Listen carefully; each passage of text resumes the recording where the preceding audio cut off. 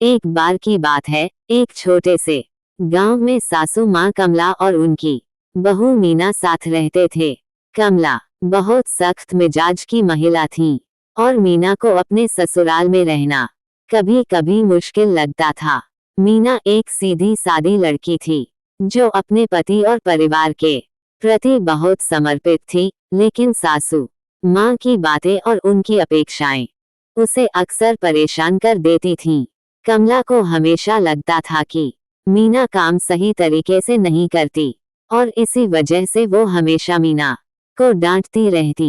मीना चुपचाप उनकी बातें सुनती और हर बार कोशिश करती कि वो सासू माँ को खुश कर सके, लेकिन कमला कभी भी उससे संतुष्ट नहीं होती थी।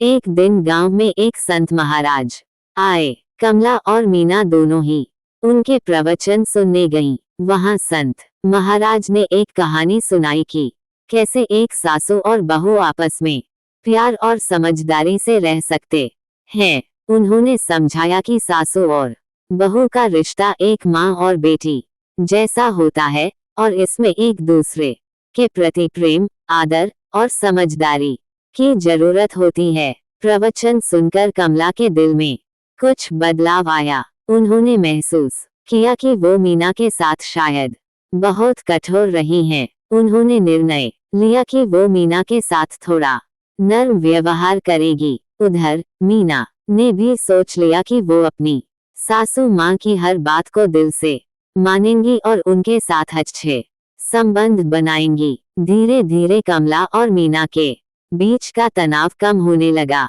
कमला ने मीना को अपनी बेटी की तरह समझना शुरू किया और मीना ने भी उन्हें माँ का दर्जा दिया।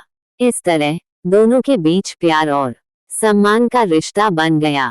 समय के साथ उनके घर में खुशियां लौट आई और वे एक दूसरे के साथ सुख शांति से रहने लगी। इस कहानी से ये शिक्षा मिलती है कि रिश्तों में समझदारी, धैर्य और प्रेम होना बहुत जरूरी है। सास और बहू के रिश्ते में भी अगर दोनों एक दूसरे को समझने की कोशिश करें तो उनका रिश्ता बहुत मजबूत और मधुर हो सकता है।